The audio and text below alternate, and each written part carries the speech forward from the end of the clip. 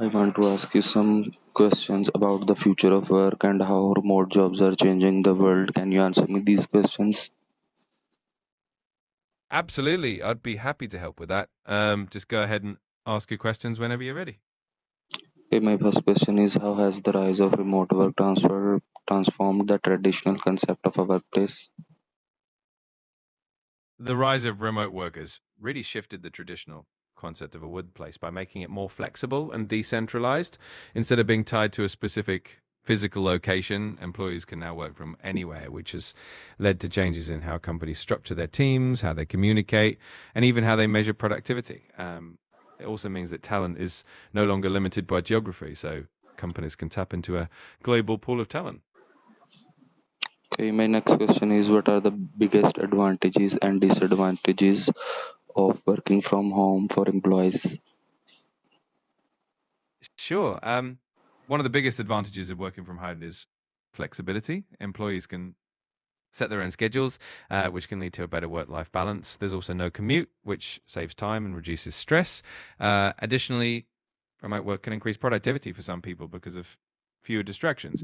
Um, on the flip side, some disadvantages include feelings of isolation and lack of social interaction with colleagues. It can also be harder to separate work from personal life, leading to potential burnout.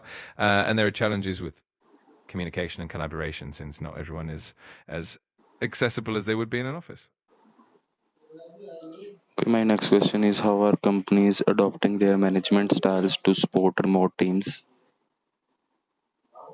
Companies are adapting their management styles in a few key ways to support remote teams. One big shift is a focus on results rather than hours worked. So performance is measured by output and achievements.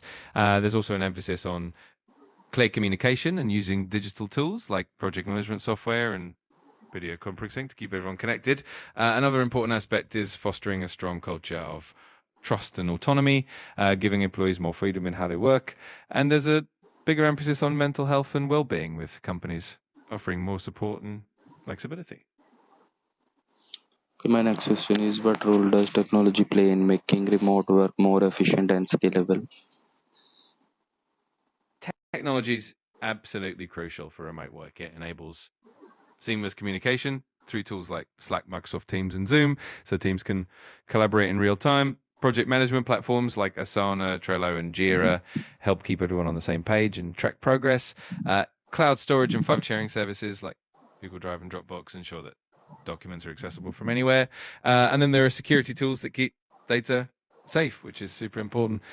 Overall, technology not only makes remote work possible, but also helps it run smoothly and efficiently. My next question is will remote work lead to more global hiring and eliminate geographical job barriers? Absolutely. Remote work has definitely contributed to global hiring and has helped eliminate many geographical barriers. Companies can now tap into a diverse talent pool from all over the world, which means they can find the best talent regardless of location. This also helps with diversity and brings in different perspectives and ideas, which can be a huge advantage. Of course, it also means companies have to navigate different time zones, cultures, and regulations, but the benefits of access to a global workforce are pretty significant. Okay, my next question is how might the shift to remote jobs affect the future of cities and office spaces? The shift to remote jobs is definitely going to reshape the future of cities and office places. For cities, we might see a reduced demand for large office buildings, which could lead to a shift in how urban spacing is used. There could be more co-working spaces and smaller satellite offices rather than massive headquarters.